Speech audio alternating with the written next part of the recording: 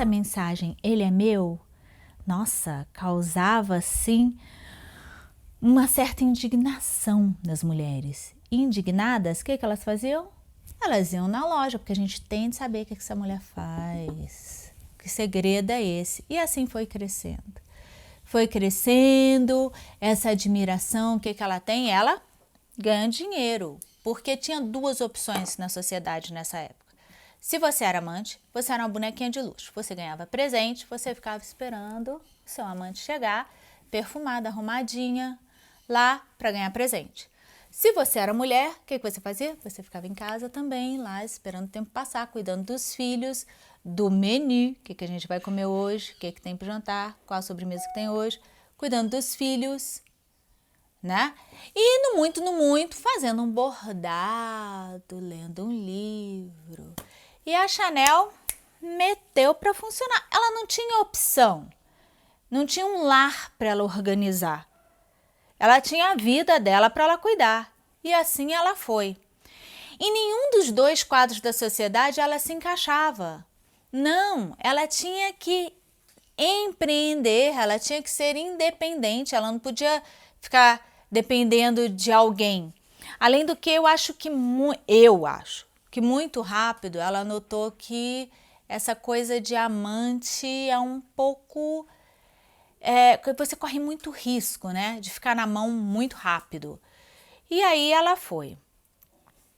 Já que ela tinha que trabalhar, se mover, as necessidades dela levaram a descobrir tecidos, modelagens, cortes e modelos que atendessem ao que ela precisava, atendessem ao dia a dia dela, que era baixa, senta, levanta, movimenta, anda, caminha, faz isso, faz aquilo, vende, mostra, pega.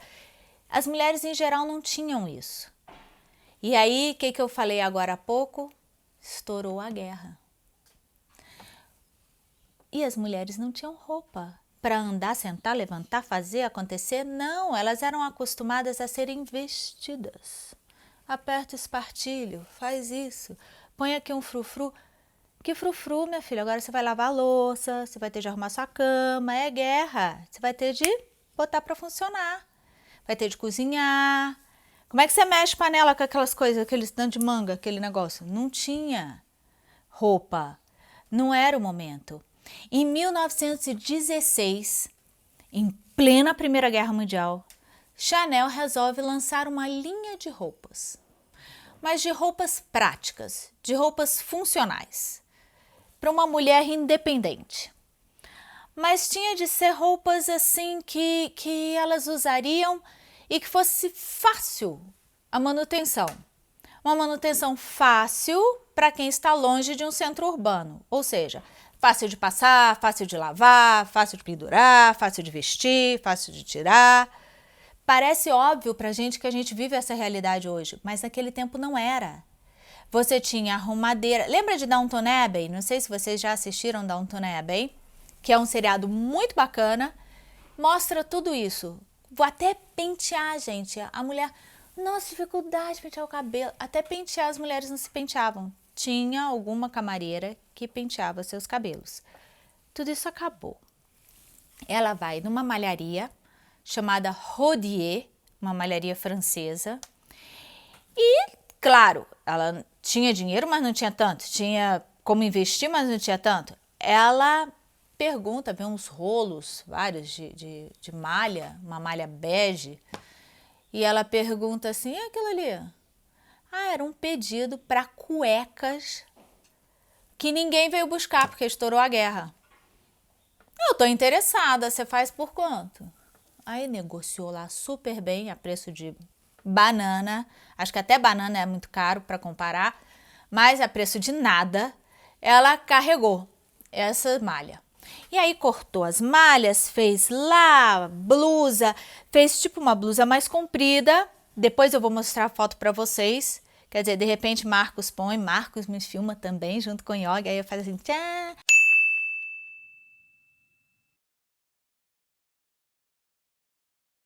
Aí aparece.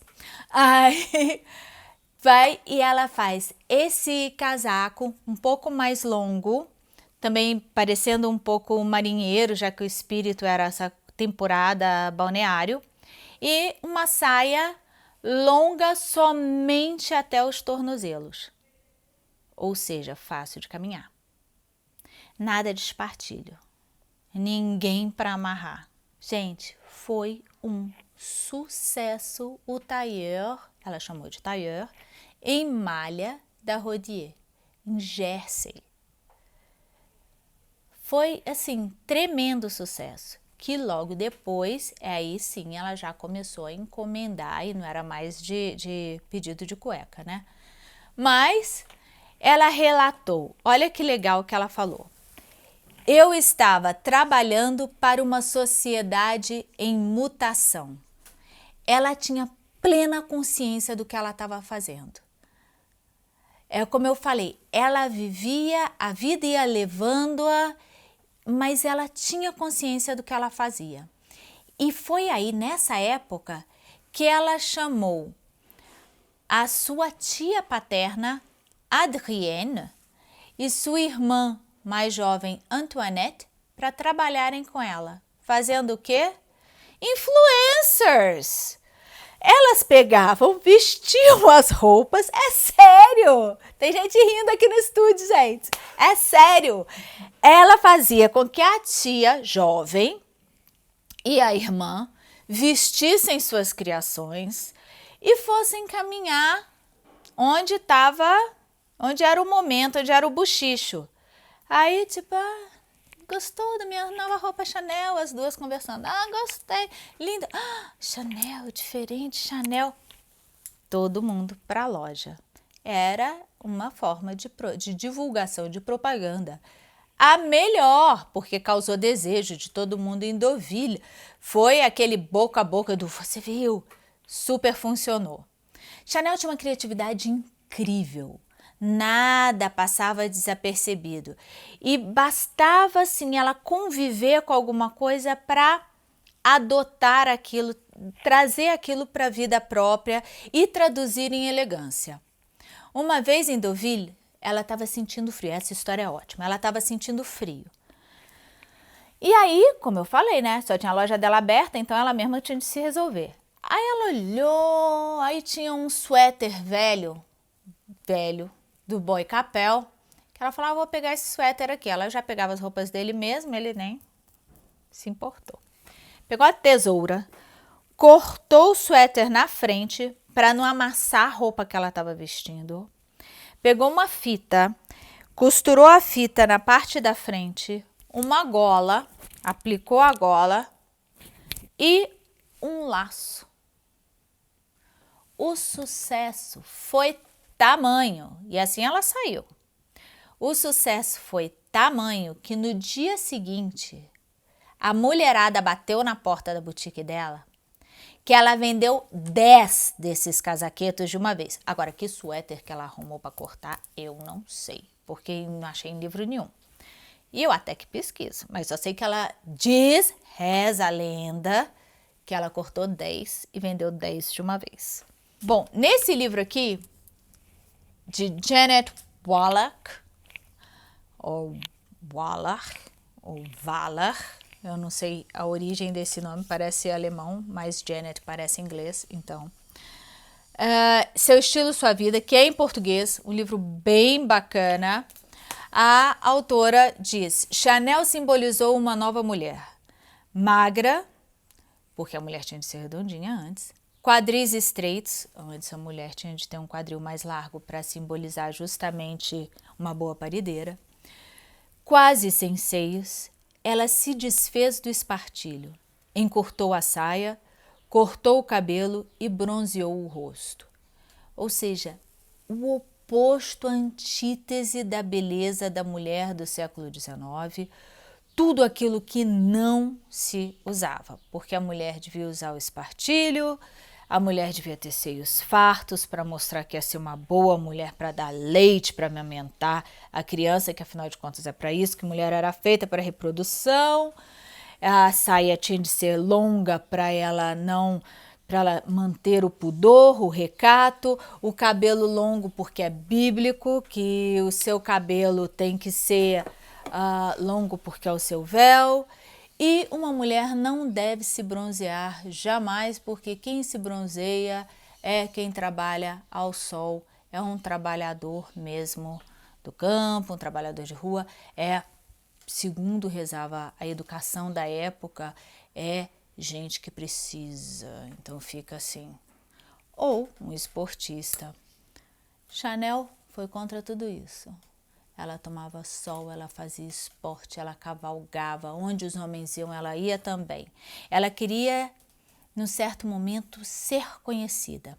Então ela resolveu que ela tinha de conhecer Cécile Sorel, que era uma atriz francesa. Ela deixou as 2 lojas na mão de alguém, não se diz quem, e voltou para Paris e falou: boy, eu quero conhecer Cécile Sorel, que eu quero. E aí ela estava certa que essa Cécile Sorel ia atrair mais clientes para sua loja. Ela era ambiciosa, a Chanel. E assim ela conseguiu, em 1917, que Capel e ela fossem convidados para jantar na casa da Cécile Sorel. Lá eles foram. Naquela noite, tinha muita gente lá, foi naquela noite que a Coco Chanel conheceu aquela que viria a ser sua grande amiga, Mísia Serre. Mísia Serre, nesse momento, ainda era amante de José Maria Serre, um pintor muralista espanhol, com quem depois, mais tarde, ela vai se casar. E Mísia, elas se apaixonaram, sabe aquela coisa best friend forever? Identificação, foi, tipo isso. Ai, amiga, tanto é que no final do jantar, a Chanel pega o casaco dela, vermelho, de veludo, e coloca nos ombros da Mísia. Foi um prazer lhe conhecer. A Mísia conhecia todo mundo da cena artística. Todo mundo, então, passou a conhecer a Chanel por meio da Mísia. Claro que a Cécile Sorel também. Como assim? A Mísia ganhou um casaco? Eu nada. Vou amanhã na loja dessa mulher. Vai ser minha amiga também. Veio jantar na minha casa. Pronto. Toda a trupe, toda a sociedade artística da época. E eu tô falando de uma época, gente, que não é brinquedo não. Picasso, Dalí, toda a sociedade artística, então, passou a conhecer a Chanel por meio introduzida pela Mísia Serre. Boy Capel era o verdadeiro amor da Chanel.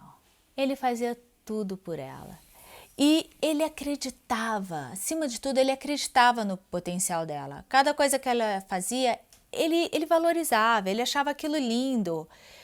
E ela dizia, ele é minha família. Ele é meu pai, ele é minha mãe, ele é meu tudo. Com o tempo, a guerra, todas as negociações, ele passou a ficar mais na Inglaterra do que na França. O tempo que ele ficava na França foi ficando menor. Até que chegou o dia dele casar. E aí foi que a vaca foi pro brejo. Porque para casar, quem ele escolheu? Uma nobre inglesa. Coisa que a Chanel não era. Isso magoou-a profundamente. Em 1918, Boy Capel se casa com uma lady, sei lá eu das quantas, quando estou falando da vida dela, a gente está falando da Chanel. E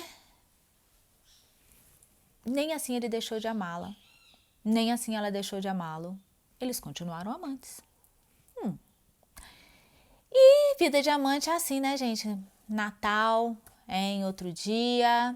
E foi assim que, para comemorar o Natal, um pouquinho antes, Natal fora de época, ele foi passar o Natal com ela, perto de Paris, e se despediu, prometendo voltar no Ano Novo, depois do Réveillon.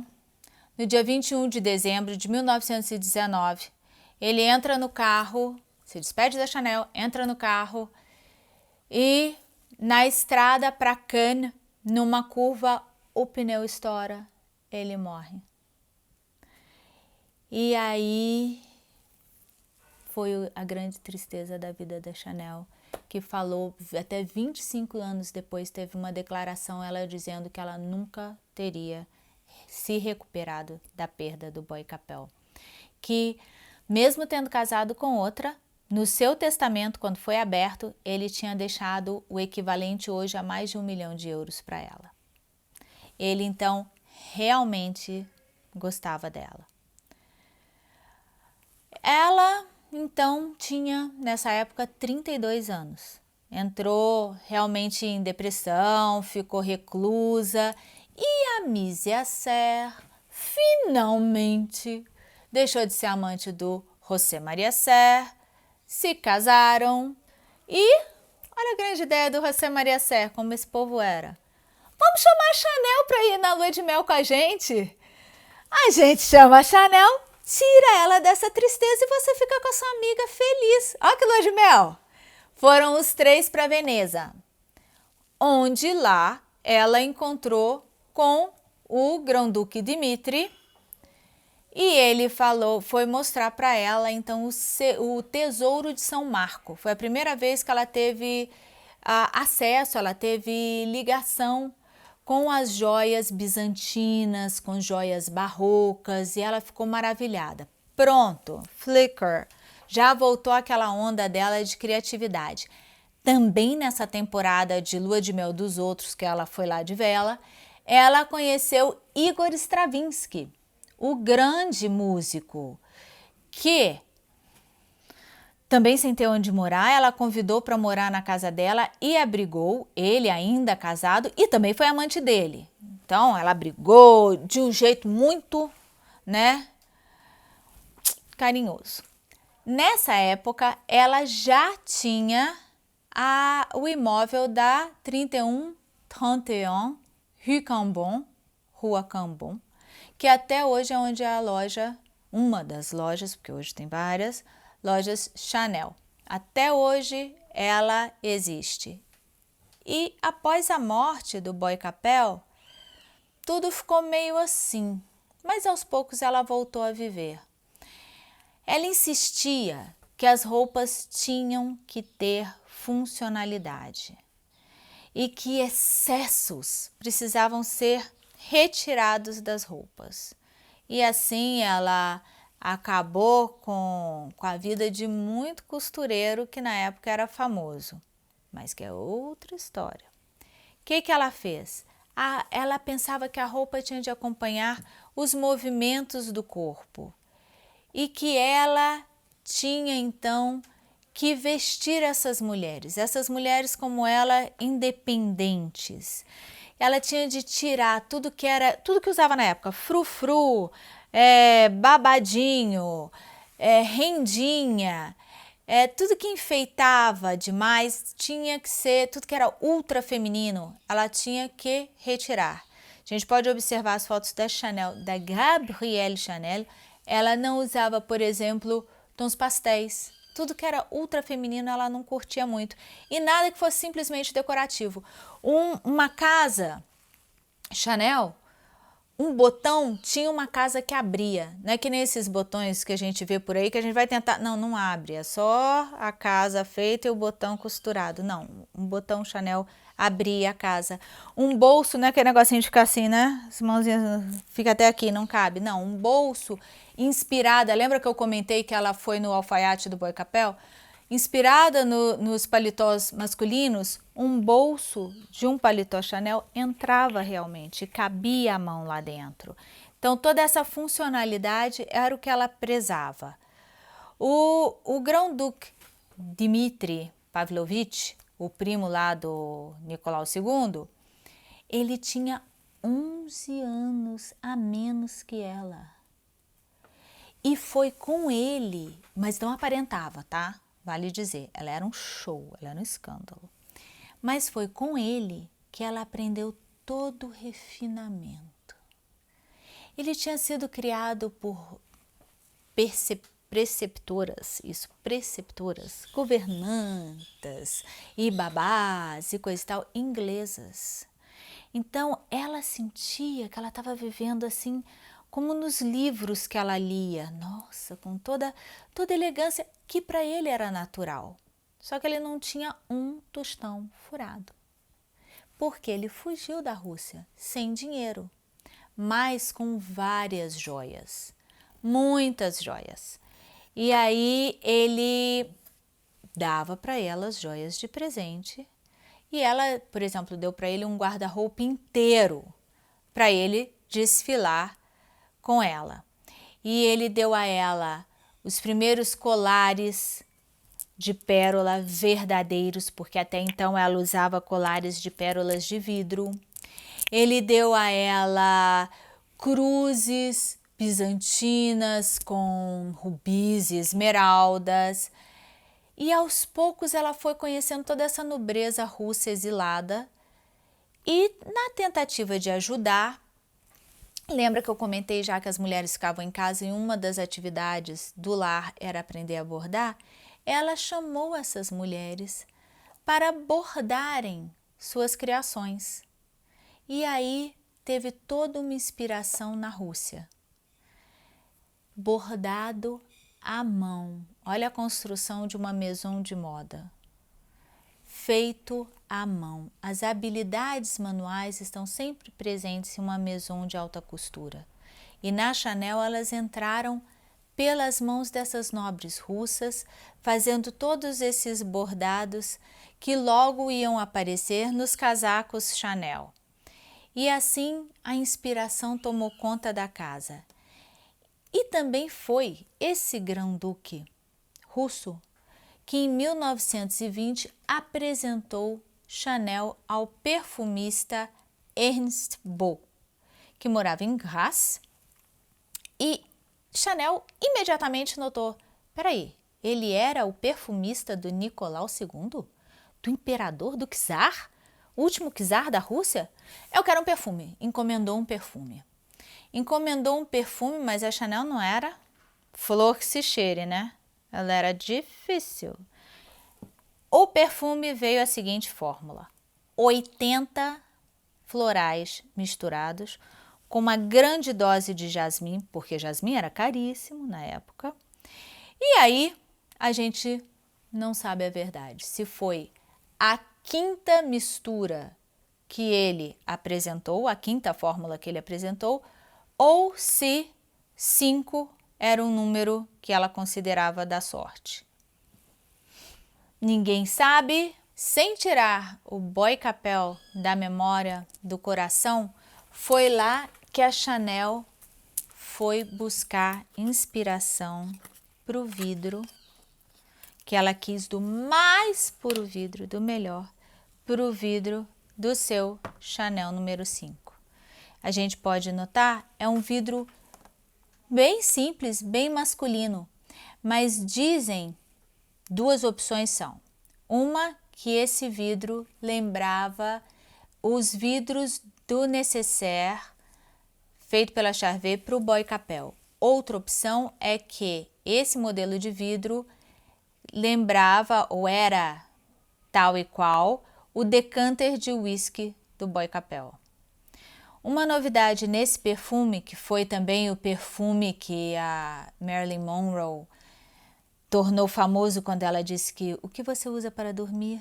Ai, só gotas de... Acho que são 2 gotas, né, de Chanel número 5, que é o que ela usava para dormir. Aí todo mundo ficou em transe, pensando ela nua, só com as gotinhas do perfume. Tem a foto dela. Aí, uma coisa importante a falar, que esse foi o primeiro perfume que trouxe um aldeído sintético, ou seja, um componente somente químico dentro de sua composição. Outra coisa, esse foi o primeiro perfume de moda a trazer o nome do estilista, o nome do seu criador, do criador da casa, porque já existiam outros perfumes, mas que traziam nomes, como o nome da filha, alguma coisa assim. a Chanel colocou o nome dela. Esse foi o primeiro. E assim, com essas inovações, foi em 1921 que ela abriu o que a gente considera uma boutique verdadeira nas nossas concepções atuais, nos nossos conceitos atuais, que era uma boutique onde tinha perfume, acessórios, roupas de vestir e chapéus, que dentro dos acessórios era uma parte importante.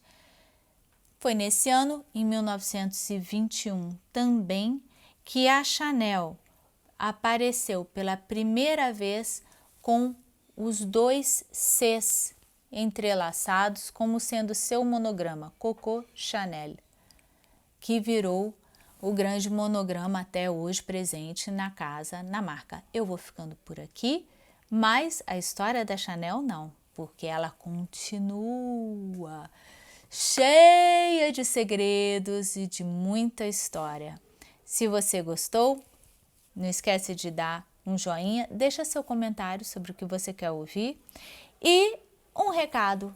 Desculpa se eu falei demais, mas é porque moda me encanta mesmo. Moda encanta você? Beijo.